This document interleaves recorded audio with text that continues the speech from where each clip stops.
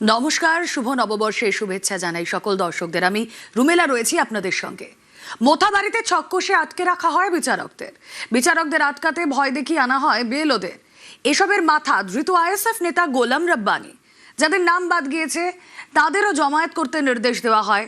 এনআইএর নথিতে মোথাবাড়ির কংগ্রেস প্রার্থীরও নাম রয়েছে।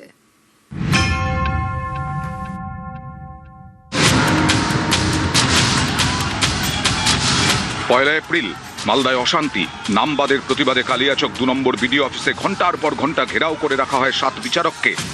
তাঁদের গাড়ি ভাঙচুর করা হয়। এই ঘটনার তদন্ত করছে এনআইএ।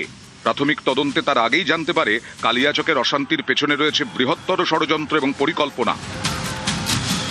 গত রবিবার তারা গোলাম রব্বানীকে গ্রেফতার করে। তিনি মালদার মোথাবাড়ি পঞ্চায়েতের আইএসএফ সদস্য। আইএসএফ কে কালিমা লিপ্ত করার চেষ্টা হচ্ছে, এর কোনো ভিত্তি নেই। আইএসএফ কোনোদিন আইন বিরুদ্ধ, সংবিধান বিরুদ্ধ কাজ করে না। স্থানীয়দের জিজ্ঞাসাবাদ করে এনআইএ জানতে পেরেছে পয়লা এপ্রিল পরিকল্পনা করেই বিচারকদের আটকানো হয়। এর জন্য হাতিয়ার করা হয়েছিল এসআইআর এর কাজে নিযুক্ত বিএলওদের। আইএসএফ নেতা গোলাম রব্বানীর নির্দেশে ভয় দেখানো হয় একাধিক বিএলওকে। বিএলওদের বলা হয় যাদের নাম বাদ গেছে তাদের নাম তালিকায় তোলার জন্য গ্রামবাসীদের হয়ে বিচারকদের কাছে দাবি জানাতে। শুধু তাই নয়, বিচারকদের আটকে রাখতে বাদ যাওয়াদের জড়ো হওয়ার নির্দেশ দেওয়া হয়েছিল।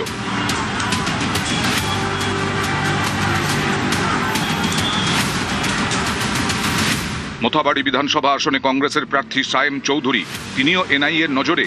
গত রবিবার তাঁকেও জিজ্ঞাসাবাদ করা হয়।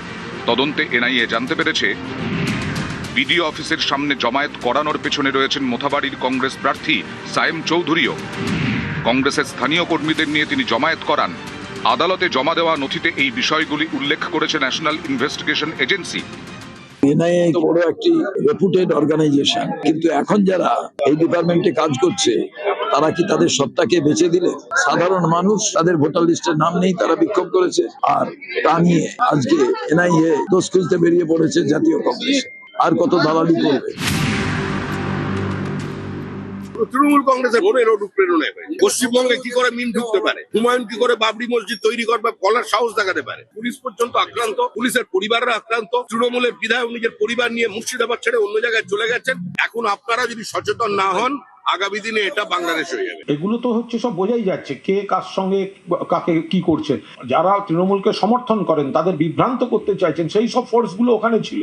আর এখন তো অন্ধ তৃণমূল বিরোধিতা করতে গিয়ে এই রাজ্যে বিজেপি আর বিজেপির দুটো শাখা সংগঠন, এখানে হচ্ছে কংগ্রেস আর সিপিএম। নিউজ 18 বাংলা।